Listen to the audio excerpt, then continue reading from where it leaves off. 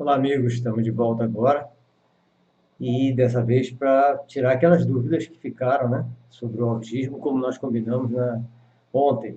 Combinamos já há algum tempo e ontem nós entramos para conversar sobre outros assuntos, já que hoje nós prometemos tirar uma série de dúvidas sobre o autismo.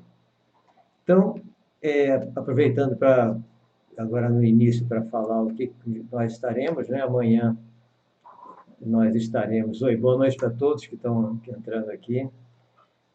Amanhã nós estaremos indo para ou Morro do Chapéu ou Seabra, ainda não está definido direitinho, para na sexta-feira, então, eu saí de Morro do Chapéu ou de Seabra em direção a Irecê, onde nós estaremos na sexta. Na sexta-feira, em Irecê, conforme combinado, no SEI, no Colégio SEI, nós estaremos fazendo uma palestra aberta ao público sobre a neurociência nas terapias, ou seja, a importância do conhecimento neurocientífico e também psiquiátrico, etc., noções disso, nas terapias, terapias cognitivas comportamentais e todo tipo de terapia. Então, será uma palestra sobre isso, aberta, como parte do curso de neurociência na terapia cognitivo-comportamental, que será realizado no sábado e no domingo. A instituição que realiza esse curso de pós-graduação é a Realiza Pós-Graduação, está em Irecê. Mas a sexta-feira é aberta para quem desejar. E quem desejar aproveitar para fazer esse curso de terapia cognitivo-comportamental, que, aliás, é uma das terapias mais interessantes que eu já encontrei, ela pode se inscrever lá mesmo, tá? Porque a coordenação da Realiza vai estar lá nessa palestra e os alunos já inscritos já estarão também nessa palestra, que faz parte do próprio curso de terapia cognitivo-comportamental. É apenas a parte geral, né, que nós vamos fazer.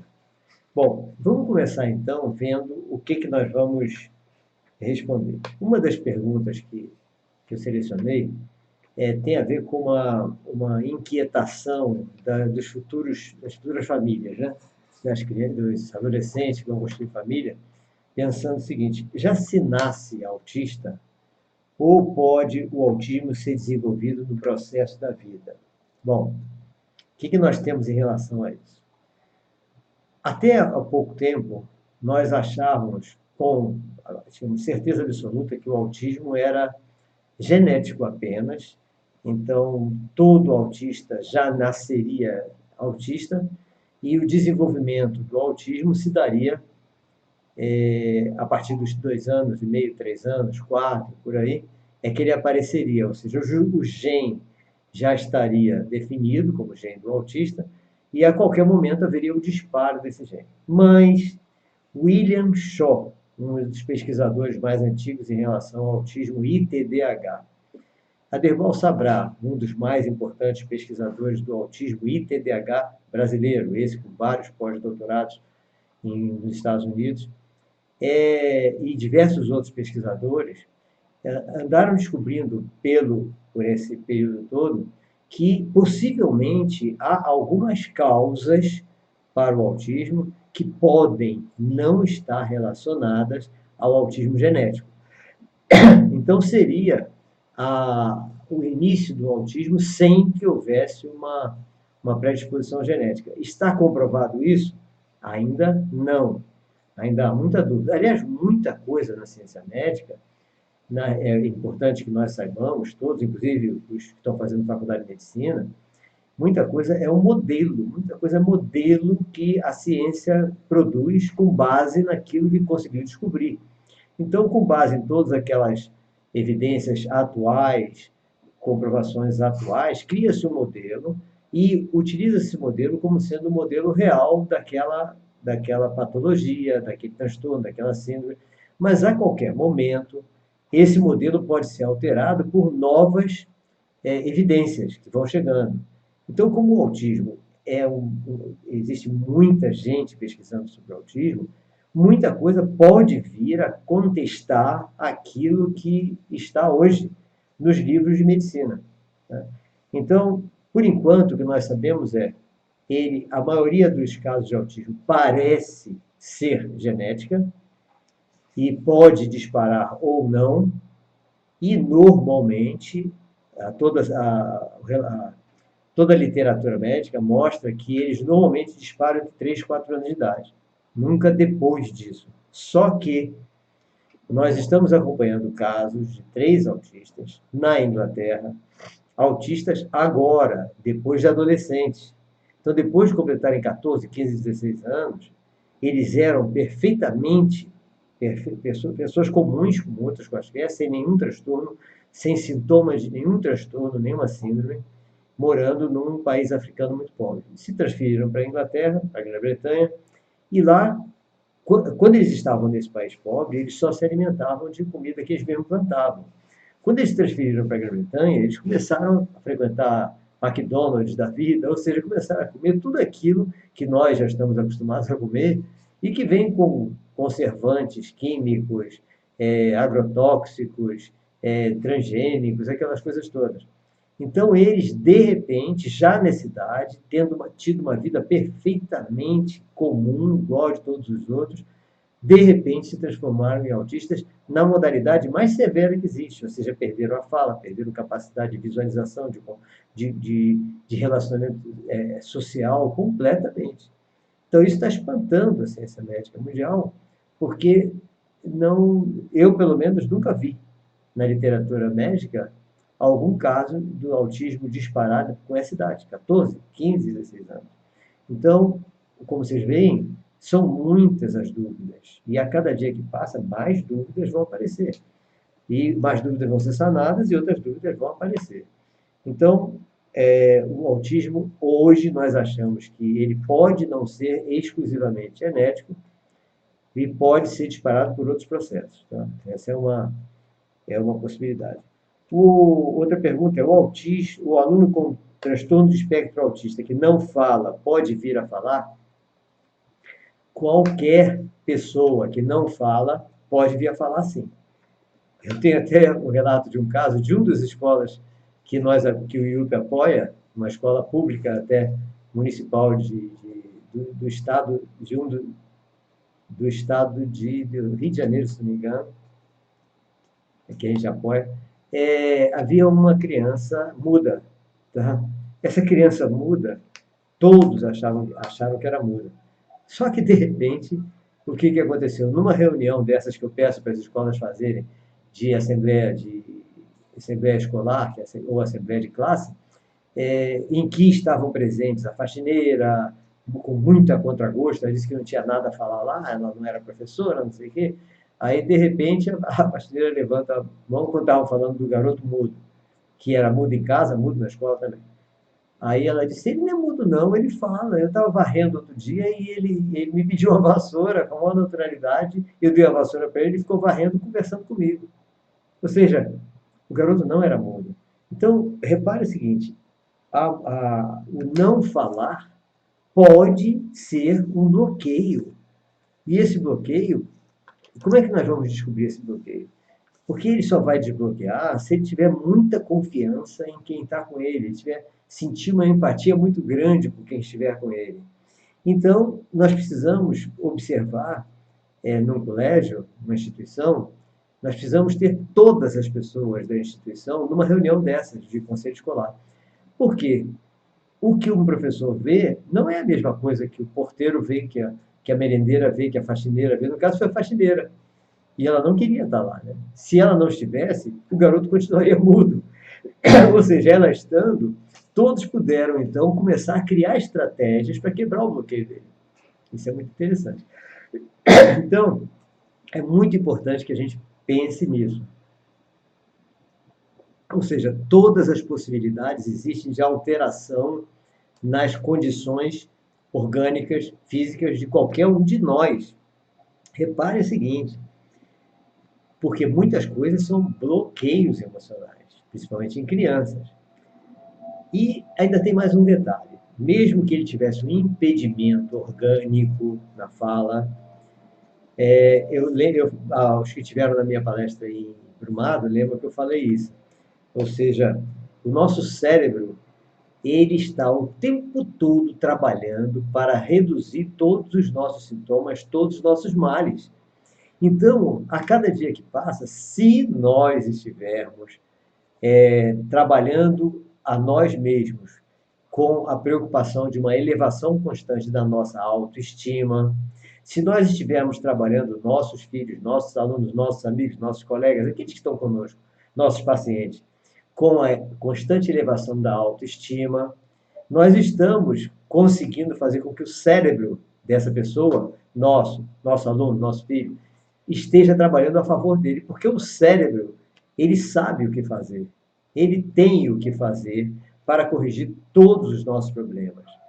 Conforme eu comento em todas as minhas aulas, palestras, o nosso cérebro ele gera uma série de substâncias químicas.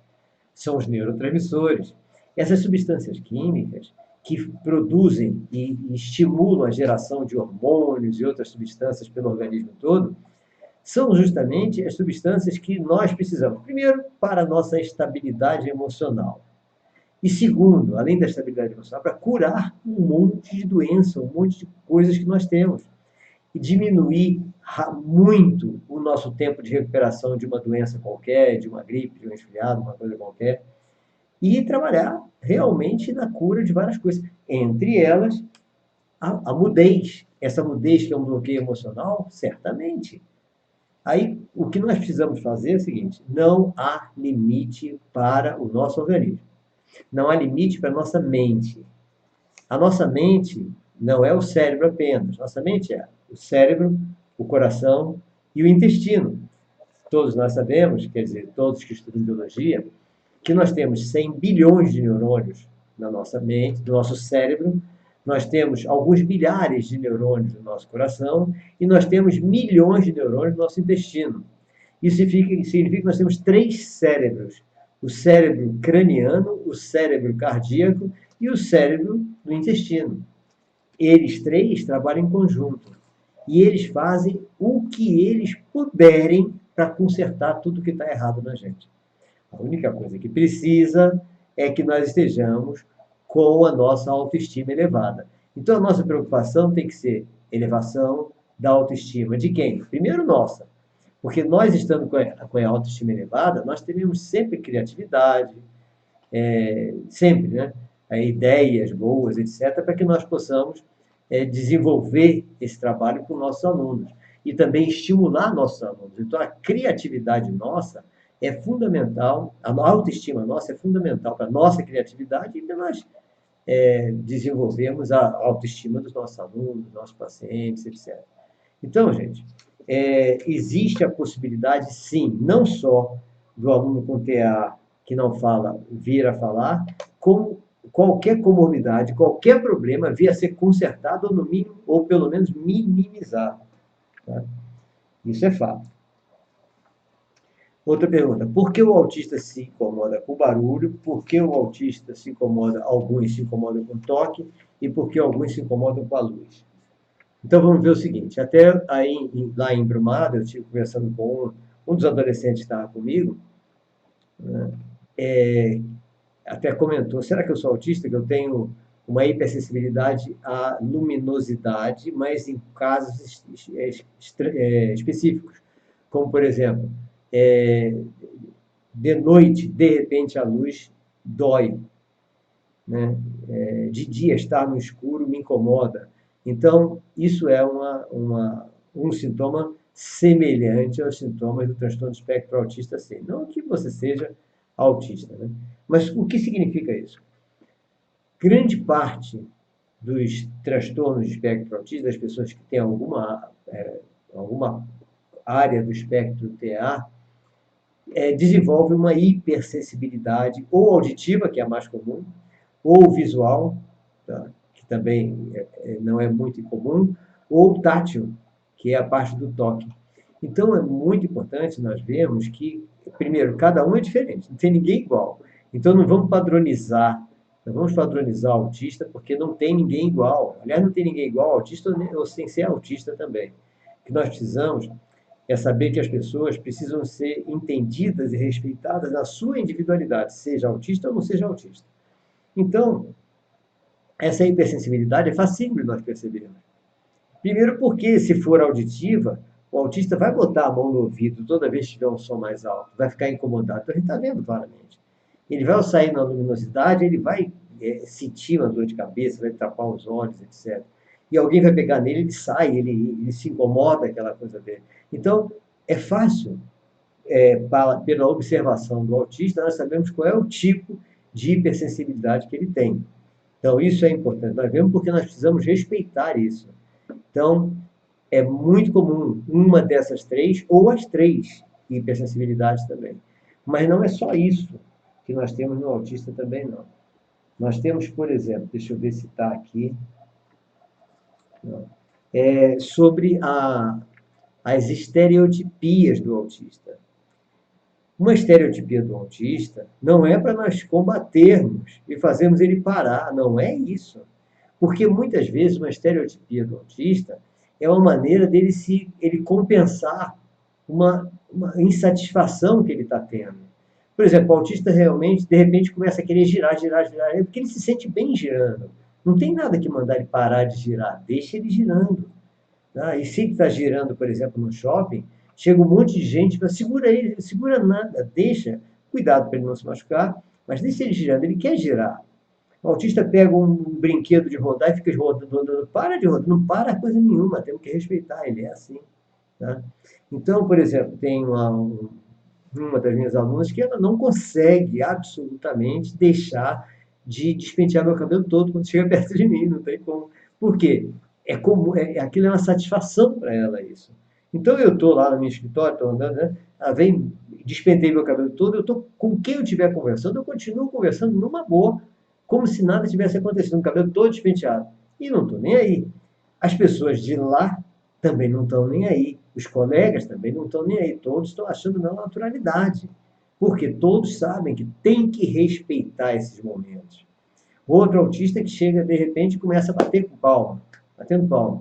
É para deixar, lógico, porque ele satisfaz naquele momento ali. Então nós temos que ter consciência de que tudo isso é a necessidade do respeito.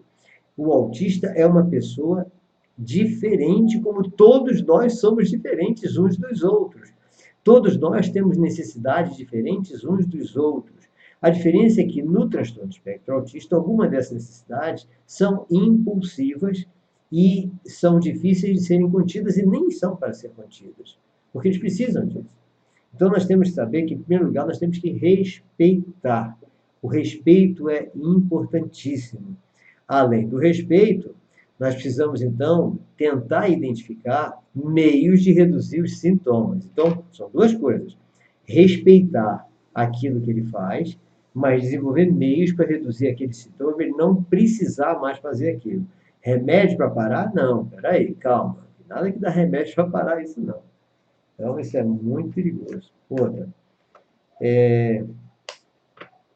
Alguém pergunta se é arriscado essa história que todo mundo fala, poxa, o autista como Temple Grandin é um talento, uma inteligência superdotada, aquela coisa toda. Sim, é perigoso.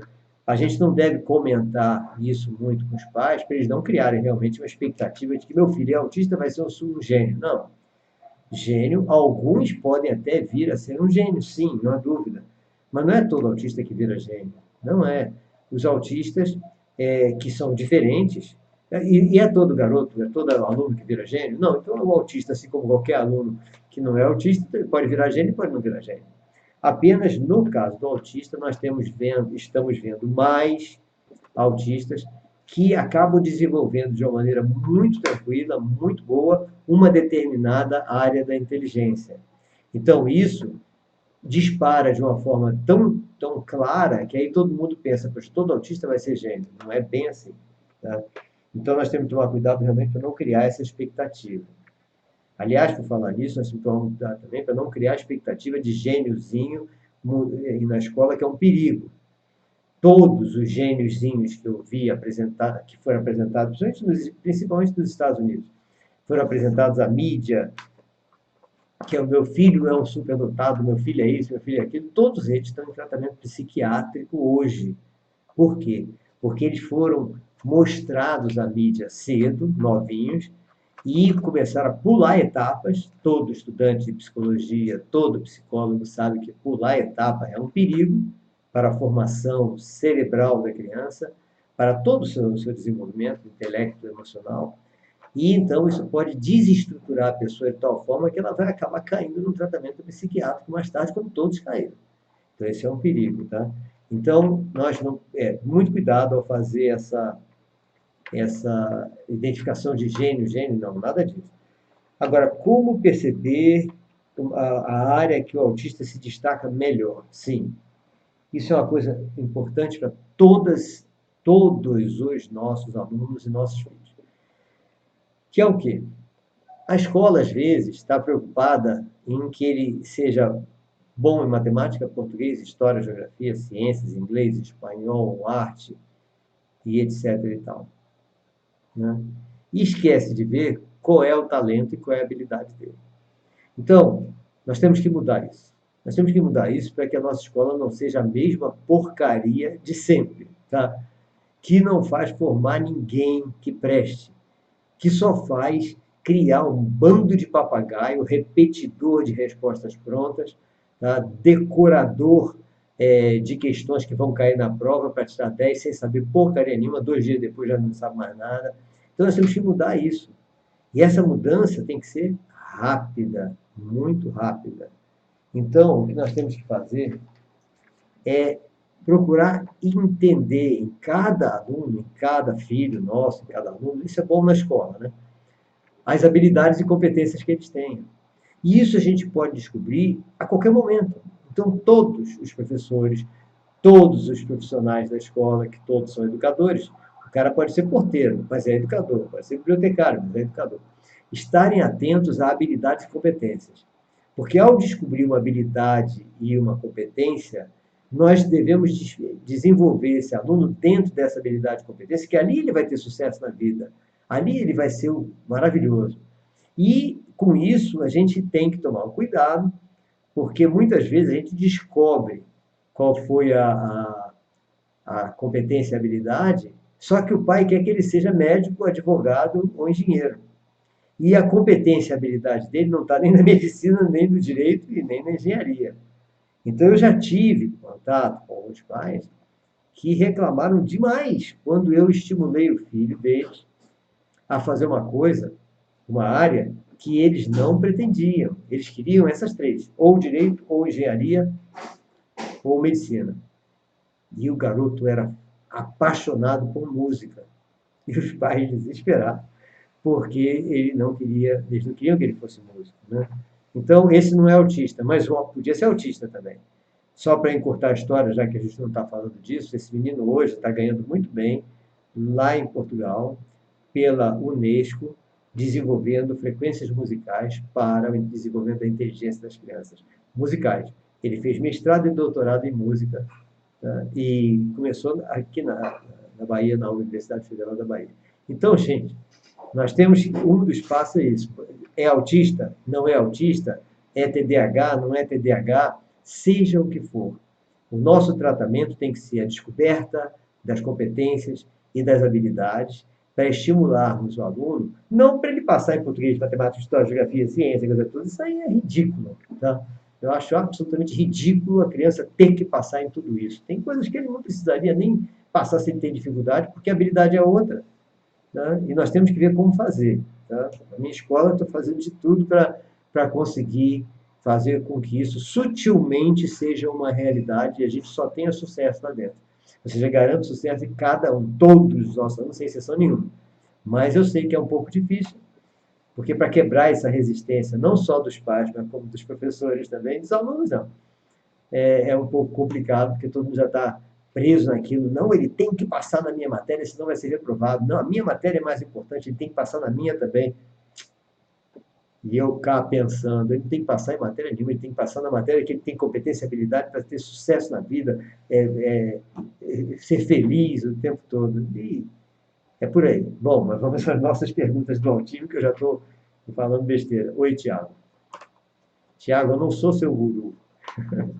Pô, até posso ser, tá bom. Tá bom. Mas eu sou seu fã também, viu, Tiago? A orientação aqui. Ah, sim. Aqui a dúvida a avaliação do aluno com necessidades educacionais específicas é feita com relatórios, aquelas coisas todas e tudo. Mas o sistema exige nota. E aí, como é que eu posso fazer? Simples. Eu quero eliminar na minha escola, em todas as escolas que a gente apoia, prova e nota. Até a eliminação de prova, saiu uma publicação no Face dizendo que as provas consomem tanta madeira, que poderia eliminar metade da floresta amazônica. Então, ele diz, vamos fazer um movimento para eliminar a prova, para evitar o desmatamento. Achei interessante o movimento. Eu acho que foi Tiago Tosta quem postou esse negócio da madeira, ou foi Gabriel Lopes, sei lá. Foi algum desses meus alunos meio pirados lá do IUP. Um deles falou isso. Fim das provas, Tiago Tosta. Bom, como é que a gente faz isso? Agora vamos ver das provas. Simples demais. Como é que nós vamos fazer a avaliação do aluno com qualquer necessidade educacional específica, seja autista, TDAH, seja o que for? A avaliação desse aluno não pode ser fora do nível dele, do nível intelectual dele. Isso é claro que não pode. Isso está mais do que falado. Até tem uma resolução, uma recomendação do Ministério Público da Bahia, dizendo isso. Não se deve avaliar nem passar tarefa para alunos fora do nível intelectual dele, porque também não vai. Para quê? Qual o resultado de você passar uma prova, uma tarefa diferente do nível do cara? O que vai adiantar? Vai servir para quê? Para nada, né? Imagina você recebe uma prova de grego e você nunca aprendeu grego na vida. Para que adianta essa prova? Para nada. Então, as provas, as avaliações têm que ser dentro do nível que a pessoa que recebeu a prova, a avaliação, a tarefa, que ele saiba fazer. Bom, aí você vai, então, acompanhar um aluno na sua sala, com necessidades educacionais específicas. Esse aluno, então, você vai pegar o tema da aula, como eu já comentei várias vezes, nós temos até vídeos sobre isso. O tema é um só para todo mundo, né? Mas para aquele aluno que tem uma necessidade educacional específica, que está no nível muito abaixo dos outros, os questionários relacionados a esse tema, para ele trabalhar como estudo dirigido, tá? Como roteiro, logicamente, são sobre o mesmo tema, mas no nível que ele entenda. Então, se você está acompanhando ele corretamente, ele vai resolver o questionário direitinho. Se ele não conseguir resolver o questionário direitinho, você errou, porque você botou questionários fora do nível de entendimento dele. Ou você pensou que tinha conseguido fazer ele entender e não entendeu nada. Isso é comum acontecer. Então, o que nós temos que fazer? O questionário para esses alunos nunca vai, na hora que ele responder o questionário, a avaliação, a nota dele nunca vai ser nota abaixo da média da escola. Porque, obviamente, se você está colocando perguntas que você sabe que ele já sabe, ele vai acertar. E se por acaso ele não acertar, como aconteceu comigo, eu estava fazendo uma explicação de matemática para uma aluna com necessidade educacional específica. Então, eu comecei a fazer a explicação de uma prova que ela fez, que foi uma prova comum para todos. O professor achava que ela tinha condição de acompanhar. E eu comecei a ver que ela não tinha nível para isso. E comecei a explicar do zero. Expliquei direitinho, ela foi resolvendo, passei exercícios para ela, foi resolvendo, até que de repente eu passei para casa as mesmas tarefas que ela resolveu na minha frente. E ela não conseguiu resolver em casa. Ela voltou no dia seguinte, que foi hoje, e disse: não consegui resolver nada. Eu disse: como não consegui? Eu esqueci tudo. Bom, então agora o que a gente vai fazer? Casos como esse são casos que pode estar havendo um esquecimento temporário, ou esquecimento definitivo, ou uma memória seletiva, ou alguma coisa pode estar acontecendo no processo de aprendizagem de memória dessa pessoa. Aí nós temos que partir para a análise de todos os processos, seja autista, como no caso seja TDAH, seja disléxico, seja descalcúlico, seja o que for. O que nós precisamos agora é descobrir quais são as características que estão acontecendo com essa pessoa, que estão prejudicando a capacidade de memorização dela ou de aprendizagem daquilo. Bom, várias coisas podem acontecer. Nesse processo, nós temos que verificar rotina, horas de dormir, se está se estressando com redes sociais, se está se estressando com jogos eletrônicos, se está se estressando com televisão, programas de televisão. Depois que nós conseguirmos traçar e ter certeza que ela está com uma rotina saudável e continue assim, e continua assim, então nós vamos verificar a alimentação. Como está a alimentação dela? Será que ela está comendo alguma coisa daquelas que normalmente traz inquietação, prejuízo ao cérebro, como glúten, caseína, lactose, soja, açúcar branco, etc. Será? Aí nós vamos então fazer uma, uma dieta que o ideal é que seja baseado na, na obra de Cláudia Marcelino. Deixa eu verificar se está na obra de Cláudia Marcelino, Esperança pela Nutrição, para que essa criança não tenha prejuízo em relação à alimentação, a seu procedimento cerebral, certo?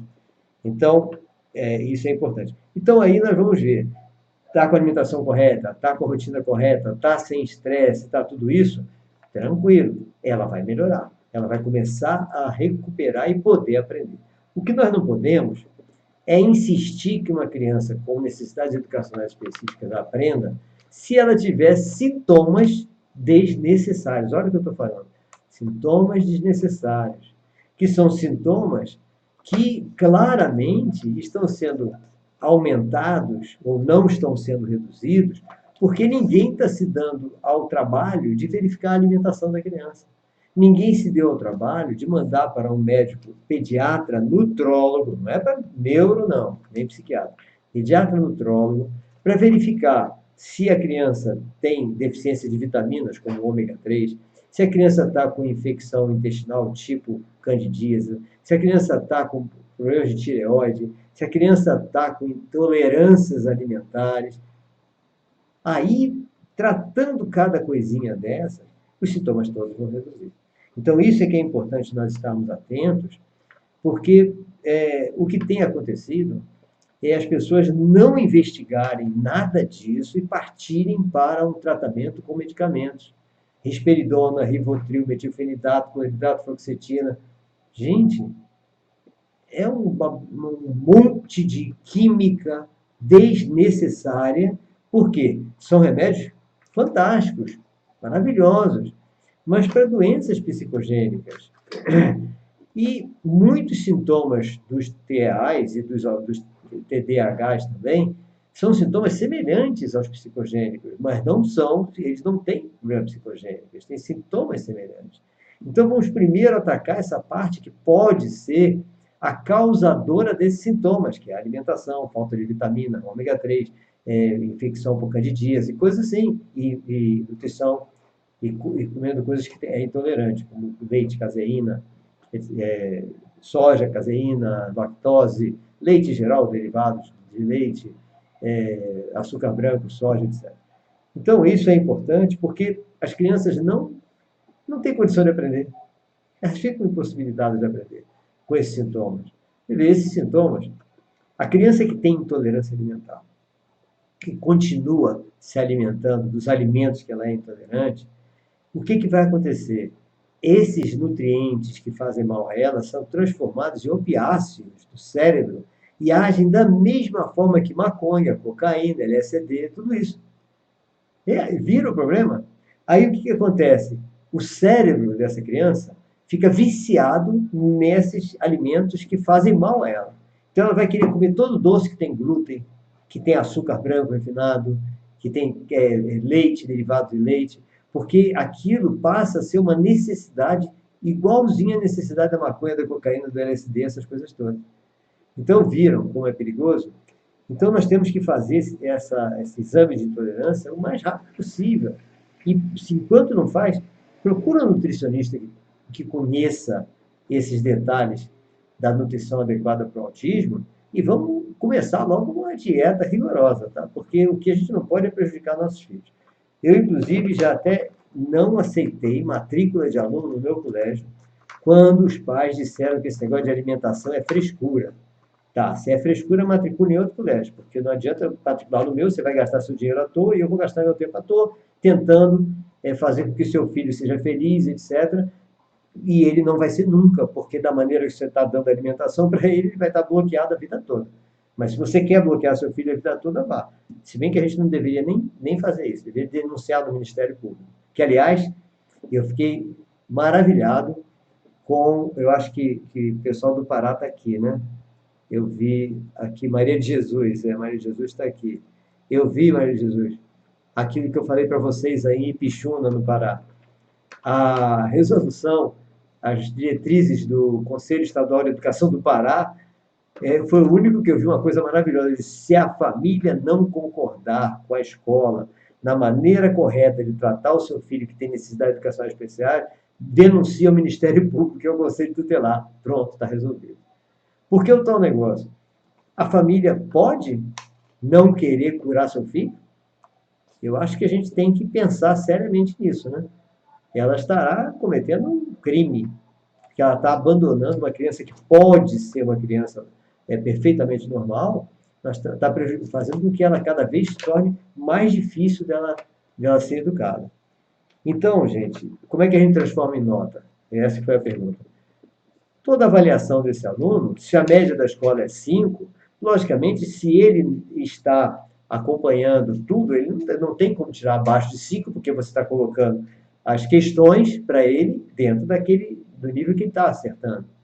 Né? Se ele tiver um erro, o erro foi nosso, a gente faz outra questão para ele acertar. E às vezes ele pode até que se desenvolver em alguma matéria de maneira que ele tenha verdadeiras notas 7, 8, 9 ou até 10, como já aconteceu com vários nossos. Então, a nota mínima dele vai ser sempre a nota básica, porque nós jamais poderemos passar uma avaliação para ele acima do nível intelectual dele. Mas estará no nível da turma do nono ano, digamos assim? Não. Mas na hora da gente completar o boletim, na hora da gente completar o histórico escolar, nós vamos botar essas notas que nós estamos, que ele está obtendo aqui. Então, digamos que a média da escola seja 5. É de 5 para cima. Só que, na observação, o ponto de entendimento desse aluno em cada matéria está nas observações. As observações está o relatório lá, que a única coisa que vai interessar para outra escola é esse relatório. Que vai dizer o quê? O ponto de entendimento de matemática dele está em raiz quadrada. O ponto de entendimento de português está em frases completas, interpretação de pequenas frases, coisas assim. Então, o ponto de entendimento de cada um vai estar nesse relatório. Isso, gente, eu estou falando ensino fundamental 1 e 2, e ensino médio. Quando passa para o curso técnico, o curso superior, nós temos que reestudar como fazer isso. Tá? Por quê? Porque a grande característica da educação básica é que nós não podemos jamais colocar um aluno no nível de alfabetização, nível intelectual de alfabetização, e com 14 anos, junto de uma criança de 6 anos de idade. Por isso que nós temos que incluir esse aluno numa sala de 14 anos de idade, e não de 6 anos de idade. Porque haverá um choque entre uma criança incúbere, ainda novinha, e um adolescente, já de 14, 15, 16 anos. Então, agora, já no ensino técnico e no ensino superior, a diferença de idade não faz. É comum até. Muita gente ingressa no curso técnico, no curso superior, já com 50 anos, 40 anos, 30 anos. Então, lá já não vai fazer diferença isso.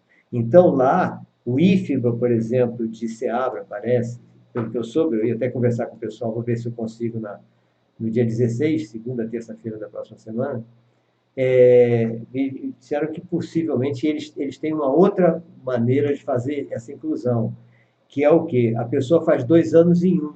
Então, ela tem 2 anos para cumprir aqueles cursos, aquelas matérias técnicas, etc., que ele vai precisar futuramente. Eu teria que analisar bastante isso para o curso superior, como é que seria o ideal. Porque o que nós não podemos, de maneira nenhuma, em hipótese alguma, é prejudicar o aluno da seguinte forma, baixando a autoestima dele. Isso não podemos. Então, nós temos que ver esse processo que o IFPA está utilizando eleva a autoestima do aluno ou baixa a autoestima do aluno? Porque se estiver baixando a autoestima do aluno, o processo está errado, porque vai cercear o seu desenvolvimento intelectual. Mas eu não sei se baixa ou não baixa, porque eu não analisei. É bom que o pessoal do IFPA analise para ver. Então, o importante é que nós estejamos sempre procurando alcançar 3 objetivos básicos. Quais são? A aprendizagem permanente, todos os dias, a partir daquilo que o aluno sabe, para mais além. A preparação do aluno para a sua autonomia futura e a sua socialização. Se nós estamos com esses 3 objetivos, excelente. Se algum desses 3 objetivos não está sendo alcançado, ruim, não tá bom. Tá? Outra, como elaborar atividades para o aluno autista é aquilo, ou seja, toda a atividade tem que ser elaborada dentro do nível de entendimento dele, não interessa se ele é autista. Toda atividade tem que ser elaborada no nível de entendimento do aluno, senão não adianta. Uma das coisas que tem acontecido também, está na pergunta aqui, o pai que não aceita a dificuldade do filho. Isso acontece, é muito comum. Bom, nós temos que ter uma conversa séria com esses pais, porque, obviamente, nós só podemos fazer alguma coisa se os pais estiverem de acordo. Né? Então, eles tem que ser mostrado ao pai qual é a realidade do garoto e o que eles podem fazer junto com a escola para desenvolvê-lo melhor. Aqui é o seguinte, o autista que não aceita alimento, frutas, comida de sal, etc., ele não aceita nada, só gosta de comer aquilo que ele não pode. Foi o que eu falei, ou seja, ele está viciado no que não pode. Então, como a gente vai fazer para tirar ele disso? Para a gente tirar uma pessoa de transtorno de espectro autista de uma determinada rotina, tá? Nós precisamos de um trabalho bastante sutil. E quem vai fazer esse trabalho bastante sutil é o fonoaudiólogo, o terapeuta ocupacional. Esses 2 profissionais são os melhores, mais o psicopedagogo, né? Mas esses 2, boa noite, Vitor, esses 2 são os principais profissionais para conseguirem mudar aos poucos o autista, no sentido dele conseguir começar a ter uma alimentação da maneira que ele precisa ter, e não uma alimentação inadequada. Okay? Então, terapeuta ocupacional, fonoaudiólogo, escolar e psicopedagogo são os principais profissionais para o autista. Tá? É comum o autista ele se interessar naquilo que ele acha mais fácil, mais legal. Nós até queremos, né? Que ele se interesse. Nós precisamos descobrir o que ele acha mais legal, mais fácil, o que ele gosta mais, porque essa possivelmente vai ser a habilidade que nós precisamos desenvolver nele. Tá? Bom, aí vem 2 coisas aqui sobre comportamento inadequado do autista. Um diz, a criança se joga no chão, chora por nada. Outro, como é que a gente pode saber o que é falta de educação e o que é estereotipia? E como fazer quando os pais dizem que o meu filho é assim mesmo, bate em todo mundo porque é autista. Ouçam isso como desculpa. Gente, olha só. Obviamente, o limite não está sendo dado, a gente sabe, né? Que muitos pais estão com uma dificuldade muito grande de impor limites para os filhos por diversos fatores. Entre eles, aquela história de estar trabalhando o dia todo, aquela coisa toda, e aí se acha que quando está com o filho tem que fazer todas as vontades. Problema sério, porque esse filho vai ser um problema. Então, nós temos que tomar muito cuidado com isso, porque não é por aí. Nós temos que impor limite para o nosso filho, seja ele um filho comum, tá? Padrão, digamos assim, seja ele um paralítico cerebral, seja ele um autista, seja ele qualquer coisa que ele for, qualquer característica que ele tenha, o limite tem que ser imposto. É muito importante isso, porque faz parte da formação cerebral da criança a imposição do limite. Se ele não tiver limite, por exemplo, ele vai desenvolver uma coisa chamada TDAH. Por quê? Isso é uma coisa interessantíssima. Né? Existe uma área cerebral, que é a área da censura. E como tudo no nosso cérebro, só é desenvolvido sob demanda. Ou seja, a área sensora nossa, para que ela vai se desenvolver se não precisa? Então, o nosso cérebro não é burro. Se ele vê que se essa criança não tem limite para nada, ele pode tudo, para que desenvolver uma autocensura? Então, não desenvolve a autocensura. Só que o não desenvolvimento dessa autocensura, quando chega mais tarde, ele aparece como o hiperativo e déficit de atenção. Por quê? Porque não foi desenvolvido. Aí você faz uma análise do mapeamento cerebral da criança, né? Boa noite, Lincoln. Já vi você aí. E aí você faz a análise da criança e você vai ver, aí o médico mostrar, olha só, você diz que não é doença, mas está aqui. Olha a doença aqui. A criança está com o desenvolvimento cerebral, essa área está completamente atrofiada. Sim, mas ela não é que ela foi atrofiada. Ela não desenvolveu porque não houve imposição de limites. Aí, os laboratórios farmacêuticos desenvolveram um medicamento chamado metilfenidato, que faz exatamente o estímulo a essa área que não está bem desenvolvida. Aí a criança toma metilfenidato, começa a ficar melhor, aí viu? Precisava do remédio. Não é que precisava do remédio, precisava de limite. Antes do precisar do limite. Como não foi dado limite, agora precisa do remédio. E isso para os países que consomem Ritalina, que é, em primeiro lugar, Estados Unidos, em segundo lugar, Brasil. Para países como Inglaterra, Grã-Bretanha toda, Noruega, Finlândia, etc., não. Já foram feitos vários congressos e que não apareceu em mídia quase nenhuma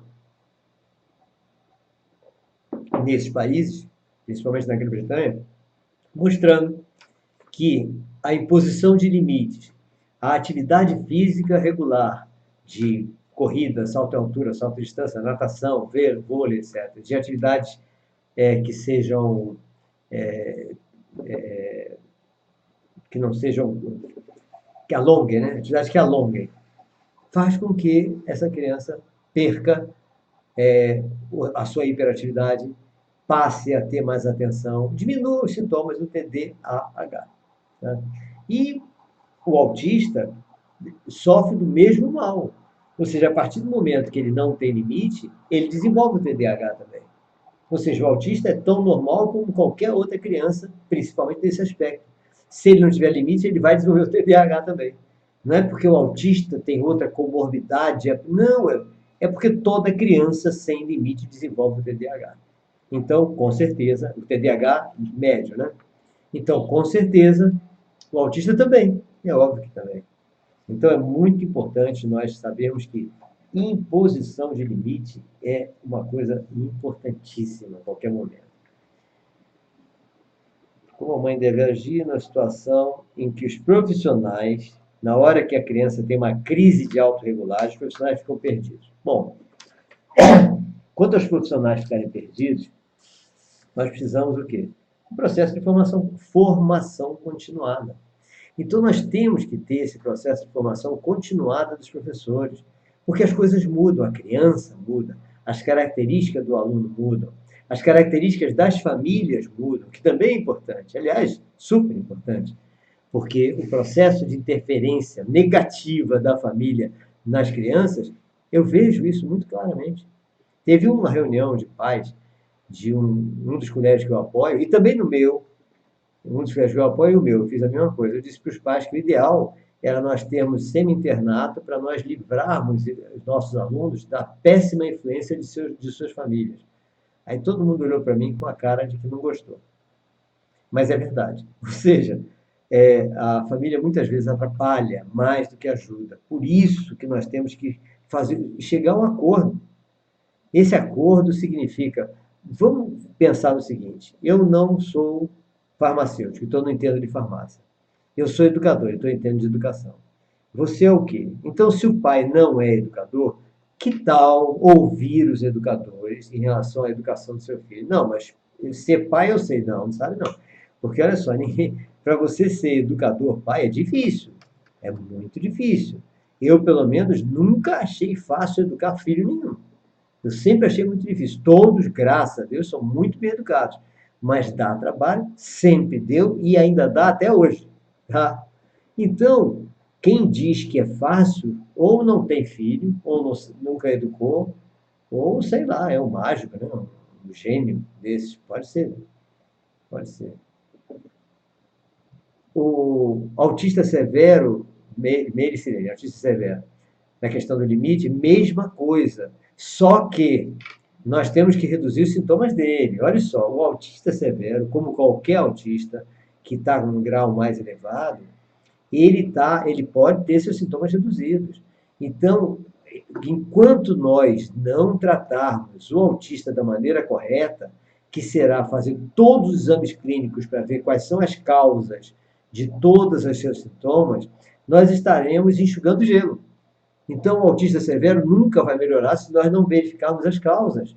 Por isso que nós temos que trocar de médico, temos que passar para o médico adequado, o médico nutrólogo, com conhecimento de gastroenterologia e imunologia. É esse cara que vai fazer de tudo para reduzir todos os sintomas.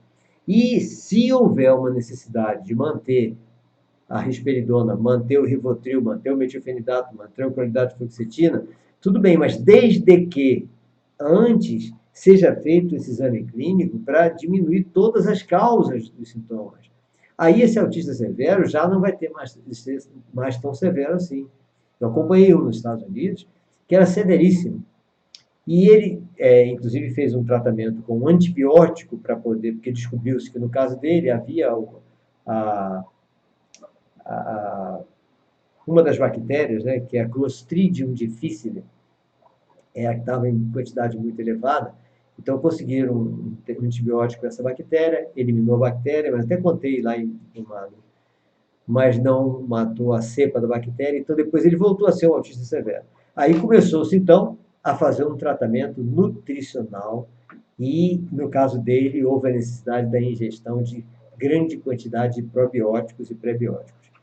Aí, então, o que acontece? Ele não ficou severo, porque com essa dieta rigorosa e a ingestão de probióticos na quantidade que ele podia, ele ficou fácil de ser educado. Aí você impõe o limite. Antes dele estar consciente, não tem nem como. Mas reduzindo os sintomas, sim. Então nós temos que estar, antes de mais nada, orientando as famílias para esse exame clínico correto, perfeito, com os profissionais cuja competência seja essa. As escolas não estão preparadas para esses alunos especiais, me refiro à escola pública, não estão nem aí para essas crianças. Adenil, Gabriel, não são só as escolas públicas. Na realidade, é difícil você ver uma escola preparada para receber alunos especiais. Dificílimo. E eu tenho visto escolas particulares grandes que não estão preparadas para isso. Como despertar a... Aqui são várias perguntas semelhantes. Falando da indiferença do professor na sala de aula, a indiferença dos gestores na sala de aula, o professor que diz que não vai fazer atividade diferenciada,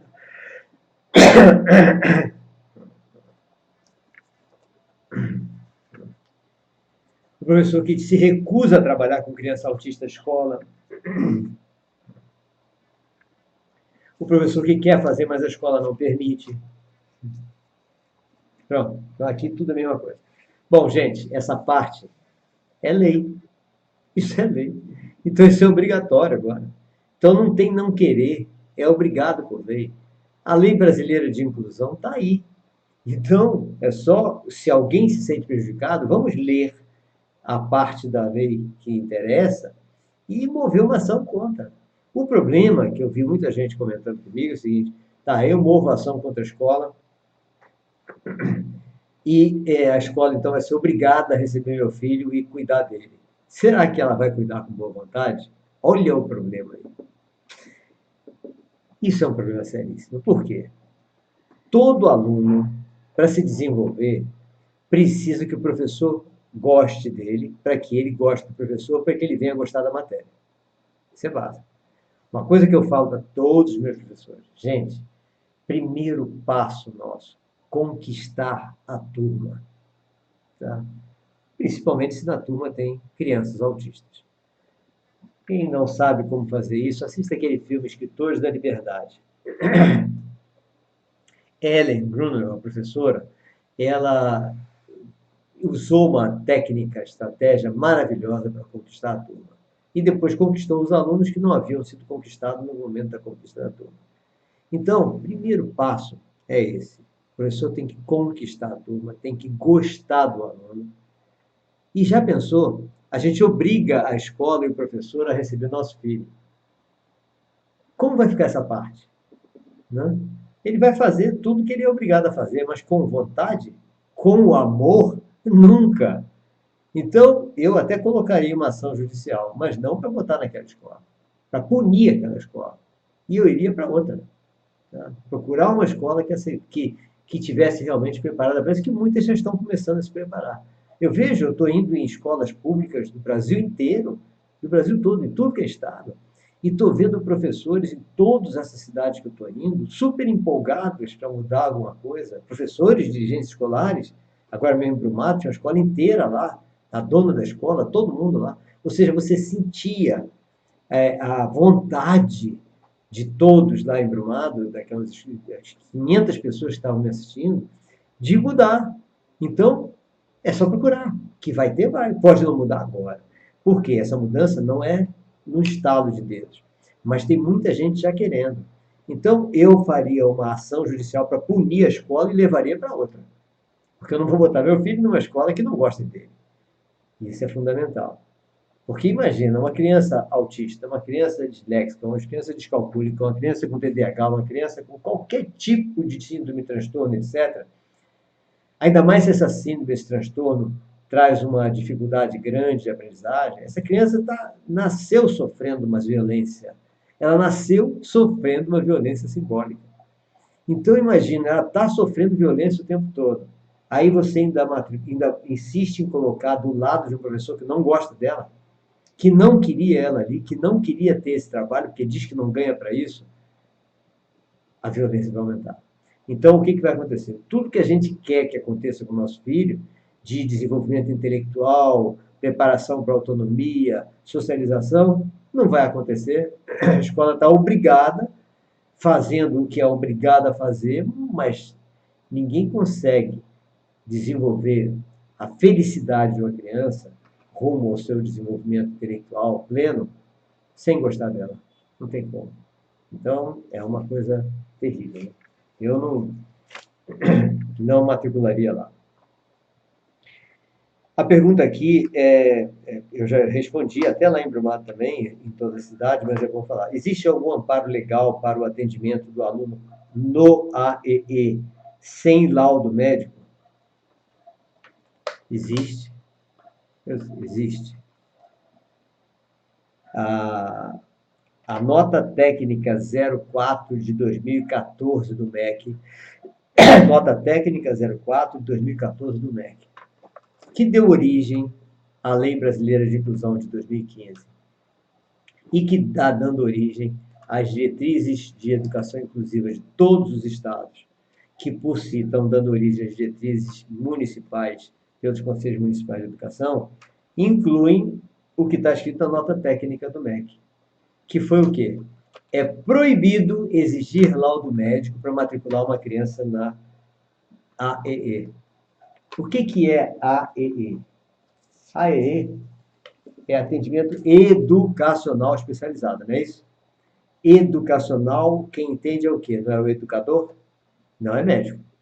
Então, quem vai ser responsável por dizer se a criança precisa ou não ser atendida, pode ou não ser atendida pelo atendimento educacional especializado, é a escola.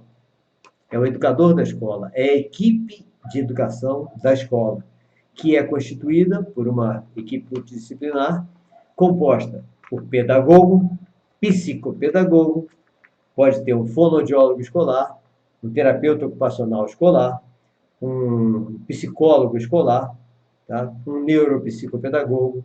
Então, os profissionais ligados à educação, nunca médico, não tem nada a ver. O médico é para tratamento clínico. Então, nós temos que tomar muito cuidado e temos que eliminar essa história de laudo médico. Laudo médico é para tratamento clínico. Eu vivo falando isso, ainda disse mais.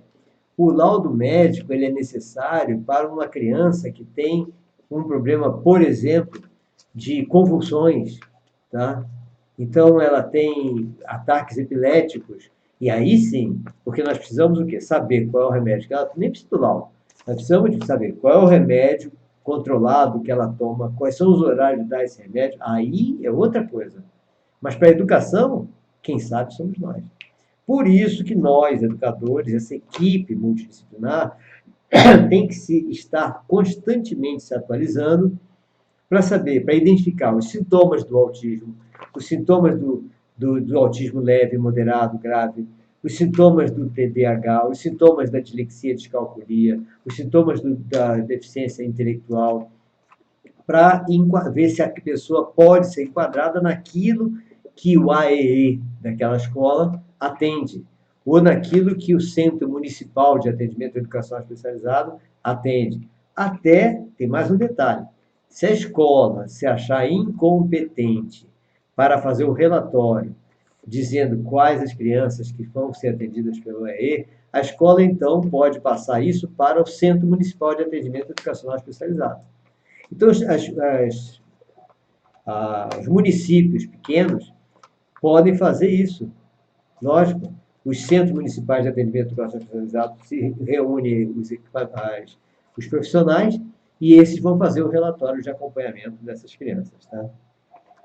Para tratamento, não. Para tratamento é o nutrólogo com conhecimento em gastroenterologia e imunologia. Pediatra nutrólogo. Tá? Aí sim, é médico. Aqui eu já respondi a outra. O autismo parece estar associado a infecções virais, fúngicas, crônicas, etc. Existem estudos que relacionam também esse tipo de patologia a outros transtornos, ansiedade, depressão, etc. Lógico.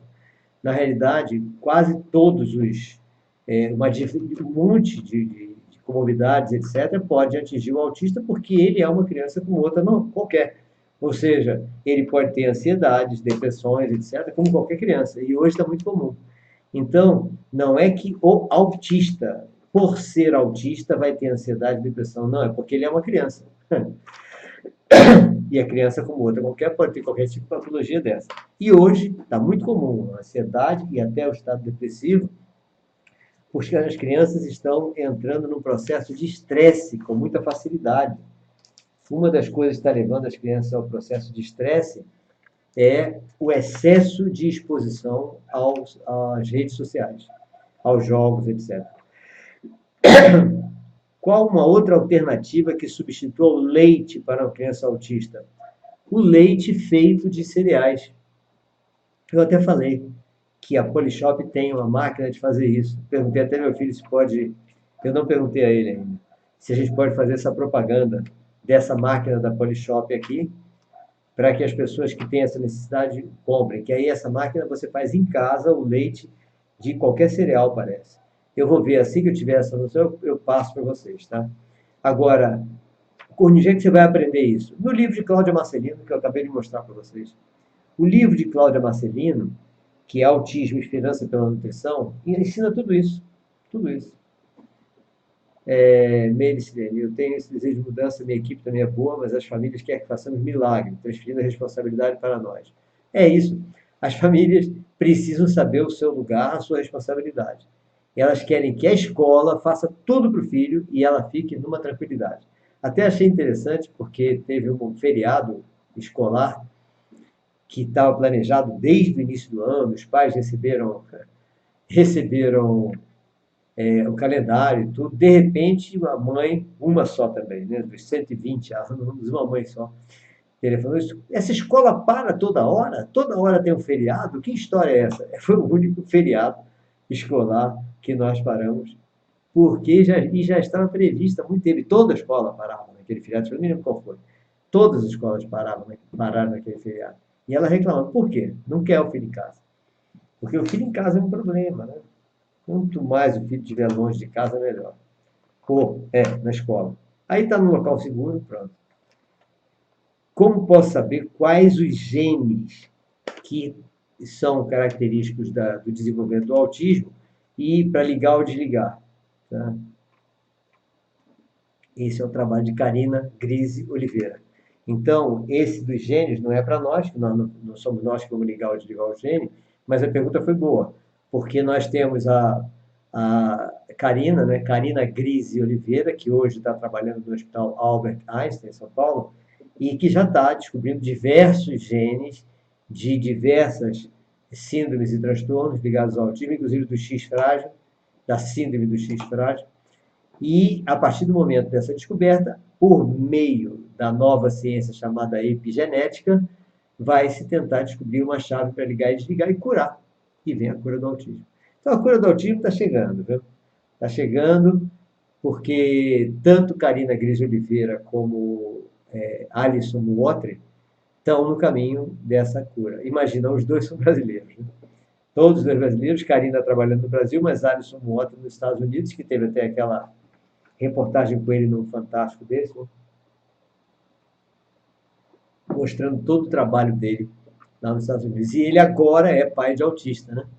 Porque ele se casou com uma senhora que já tinha um filho autista, então ele agora é pai de autista. Então é interessante que ele está acompanhando o próprio filho, ele está interessadíssimo, né, em desenvolver para o filho essa cura. Aliás, é até interessante, antes da gente terminar, que acabaram as perguntas. Tá? É o seguinte, que muitos colegas meus, conhecidos meus, que estão desenvolvendo aquelas terapias complementares, que é a terapia de MMS, MDS, aquelas coisas todas para o autismo, ficaram chateados porque entraram em contato com Alisson Botre, com Karina, e Karina nem respondeu, nem Alisson respondeu. Que eles queriam saber, dizer para eles desenvolverem isso. Nós temos que tomar cuidado, assim, cada cientista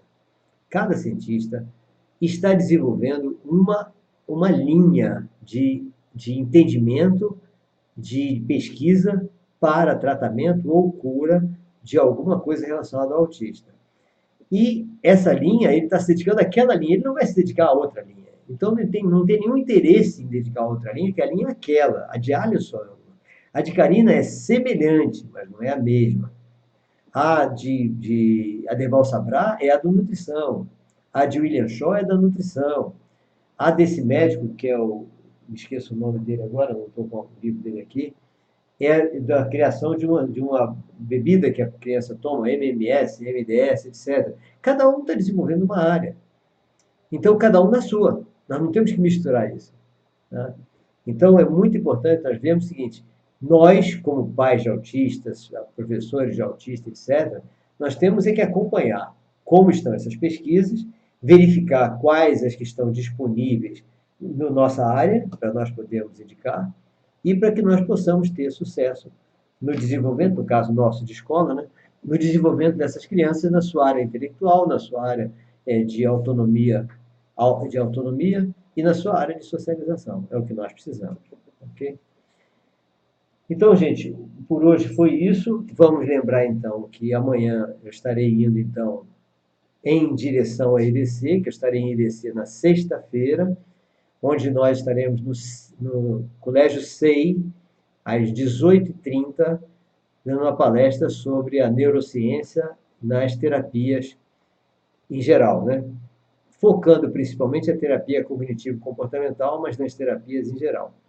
E essa palestra será aberta ao público, é gratuita, é parte de um curso de pós-graduação de neurociência, de terapia cognitivo-comportamental, de formação de terapeutas cognitivo-comportamentais.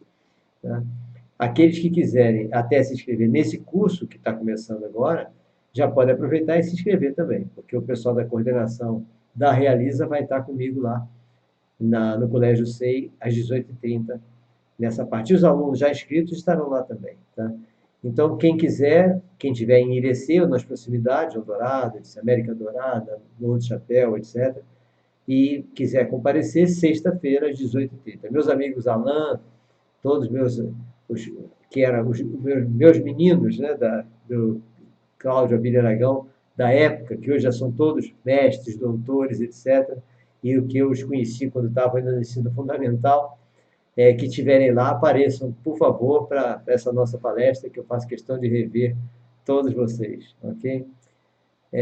Então, aguardo quem puder ir lá em Irecê, na sexta-feira, e quiser ficar para o curso, eu mesmo vou dar esse módulo no sábado e no domingo.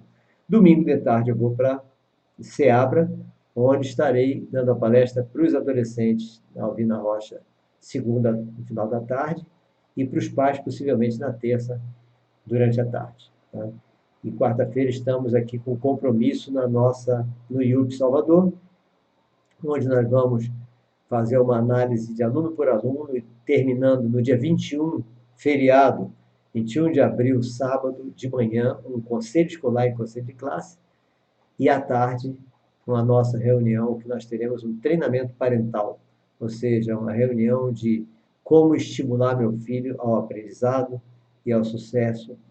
Isso às 2 às 4 da tarde. É coisa rápida, 2 horas de palestra para os pais de alunos lá no Colégio UP, ok? Um forte abraço para todos vocês e aguardo, então, aqueles que puderem lá em Irecê na sexta-feira. Até lá, então. Um forte abraço a todos.